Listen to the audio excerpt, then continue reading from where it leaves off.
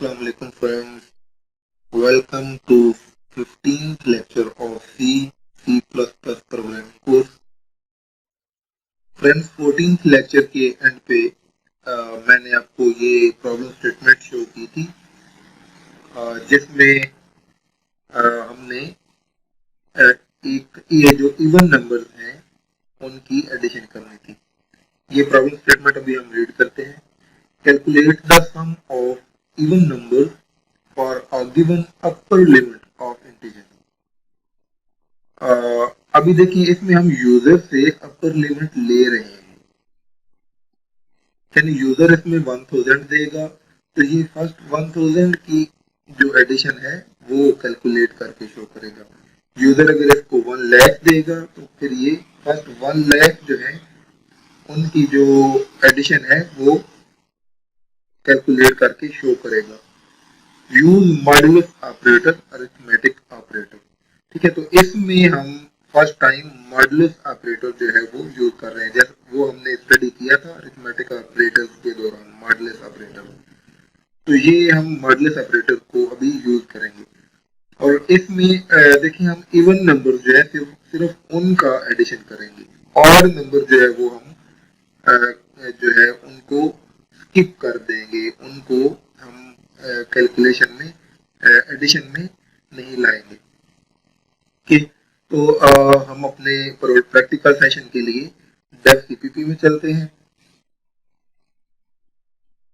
Dave CPP ये हमारा open है, तो इसमें जो ऑलरेडी ये हमने प्रोग्राम लिखा था इसी में हम थोड़ी सी मॉडिफिकेशन करते हैं। int sum is equal to 0 already ये डिक्लेयर्ड है, एक वेरिएबल प्लस इनिशियलाइज्ड है।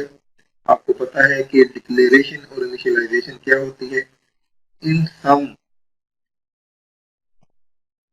ये अगर मैं खत्म कर दूं int sum तो ये डिक्लेरेशन कहते हैं। डिक्लेरेशन का मतलब ये है कि मेमोरी के अंदर एक मेमोरी लोकेशन इस वेरिएबल के लिए रिजर्व हो गई है 4 बाइट की। ठीक है, 4 बाइट मेमोरी रिजर्व हो गई है इस वेरिएबल सम के लिए। ठीक है, 4 बाइट क्यों? क्योंकि इंट का साइज जो है वो 4 बाइट है, तो इसको रिजर्वेशन कहते हैं। ओके, अभी मैं इसके साथ अगर इज इक्वल टू 0 लिख देता हूं तो ये इनिशियलाइजेशन है। ठीक है, तो मीन के वो जो हमने सम नेम से एक मेमोरी रिजर्व की थी उसमें हमने वैल्यू सेव कर दी है, वैल्यू क्या है 0, तो इसको इनिशियलाइजेशन कहते हैं। ठीक है, तो फ्रेंड्स ये एक लाइन में डिक्लेरेशन प्लस इनिशियलाइजेशन दोनों हो रहे हैं। ठीक है, ये आपका की अपनी मर्जी है, आप चाहें तो इनको अलग अलग भी कर सकते हैं। फॉर एग्जांपल ये मैंने int सम डिक्लेयर किया और सम इज इक्वल टू 0 कर दिया, तो ये इनिशियलाइजेशन हो गई। तो ये आपकी अपनी चॉइस है, आप इसको जैसा भी करें। ओके, तो नेक्स्ट हम मूव करते हैं। ये नंबर हमने डिक्लेयर किया, ये ऑलरेडी आपको पता है कि ये हमने क्यों किया था, नंबर इज इक्वल टू 1। अभी हम यूजर को कहते हैं कि वो एक जो अपर लिमिट है, जो हमने इंटीजर्स इवन इंटीजर्स ऐड करने हैं उनकी जो अपर लिमिट है वो दे। तो डेफिनेटली वो जो अपर लिमिट देगा उसको हम एक वेरिएबल में सेव करेंगे, तो इसके लिए हम एक वेरिएबल डिक्लेयर करते हैं upper limit is equal to. इसको इनिशियलाइज करने की जरूरत नहीं है क्योंकि हम इसको इनिशियलाइज करेंगे जो यूजर हमें वैल्यू देगा उससे। तो यहाँ पे हम कहते हैं यूजर को please give the upper limit.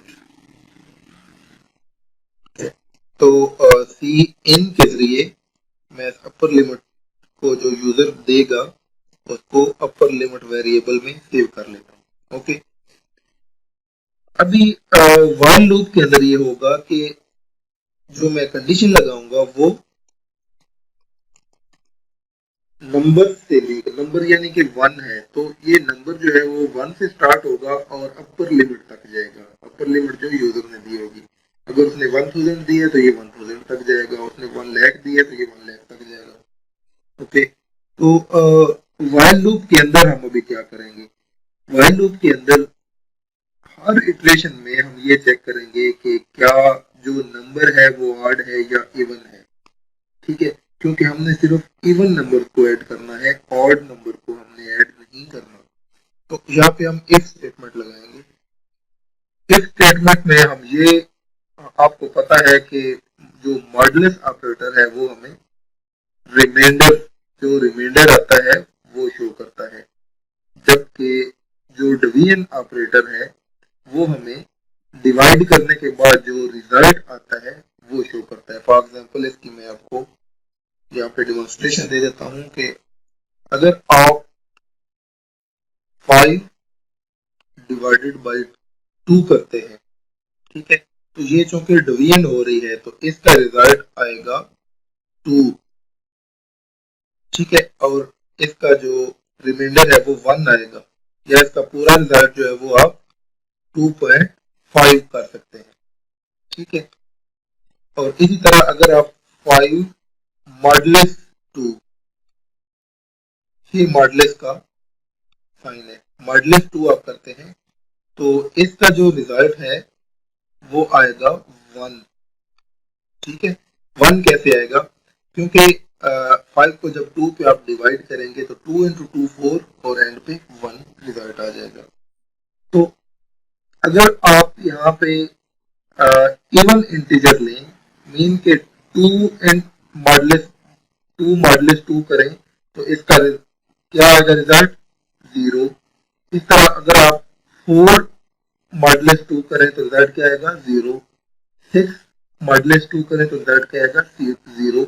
It means कि अगर हम इवन नंबर को जो है ना उसका मॉडुलस 2 करें तो उसका रिजल्ट 0 आएगा। अगर हम ऑड नंबर का मॉडुलस 2 करें तो उसका रिजल्ट 1 आएगा, ठीक है। तो ये हमें एक ट्रिक मिल गई है, इसके जरिए हम करते हैं। तो हम अपने यहाँ पे पैरेंथेसिस में आते हैं, यहाँ पे एक और पैरेंथेसिस डालते हैं जिसमें हम कहते हैं कि number modulus 2 is equal to 0, ठीक है। अगर जो नंबर अभी इस सिचुएशन में आया है उसका हम मॉडुलस 2 लें तो वो अगर 0 है, इसका मतलब ये है कि अगर नंबर इवन है, ठीक है। तो अगर नंबर इवन है तो फिर हम क्या करें, ये सम जो है ये इस नंबर को सम में ऐड कर दें, ठीक है, जो जिसमें हम अपनी एडिशन कर रहे हैं तो इसको हम सम में ऐड कर दें। इसका अभी देखें यहाँ पे हम इफ स्टेटमेंट में ये कंडीशन लगा रहे हैं कि अगर नंबर इवन है तो फिर ये ऐड करो, अगर नंबर इवन नहीं है तो फिर ये वाला कोड एग्जीक्यूट नहीं होगा, मीन की एडिशन नहीं होगी, ठीक है। और नंबर प्लस प्लस हम करके नेक्स्ट नंबर पे चले जाएंगे। यहाँ पे हम लिख देते हैं कि sum of even integer is sum. तो इसको हम अभी कंपाइल करते हैं। कंपाइलेशन के दौरान ये हमें एक एरर शो कर रहा है स्टूडेंट्स, ये सिंटैक्स एरर होता है। ये हम देखते हैं कि ये कहाँ पे शो कर रहा है, upper limit in upper limit, ये देखें ऊपर मैंने सिंगल पी और नीचे ये डबल पी, तो ये कह रहा है कि ये वाला आपने डिक्लेयर नहीं किया। तो ये भी दोबारा कंपाइल करते हैं, अभी सक्सेसफुली कंपाइल हो चुका है। अभी हम यहाँ पे आते हैं, सम को रन करते हैं, तो ये देखें कह रहा है please give the upper limit, ठीक है। तो इसको 1000 देता हूँ, तो ये देखें 250500, ये अभी जो 1000 तक 1 से लेकर 1000 तक जो इवन इंटीजर है उनका ये एडिशन आ गया, ठीक है। इसको मैं दोबारा रन करता हूँ, यहाँ पे भी मैं 2 लाख दे देता हूँ, तो ये देखें 2 लाख का भी इसने जो इवन का इवन इंटीजर का जो एडिशन है वो इसने में शो कर दिया है।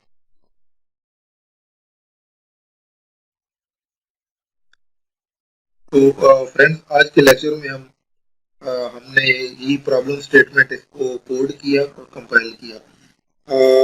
नेक्स्ट लेक्चर में हम इन्फिनिट लूप के बारे में स्टडी करेंगे कि इन्फिनिट लूप क्या होती है और ये इन्फिनिट लूप कैसे काम करती है। ओके, नेक्स्ट लेक्चर तक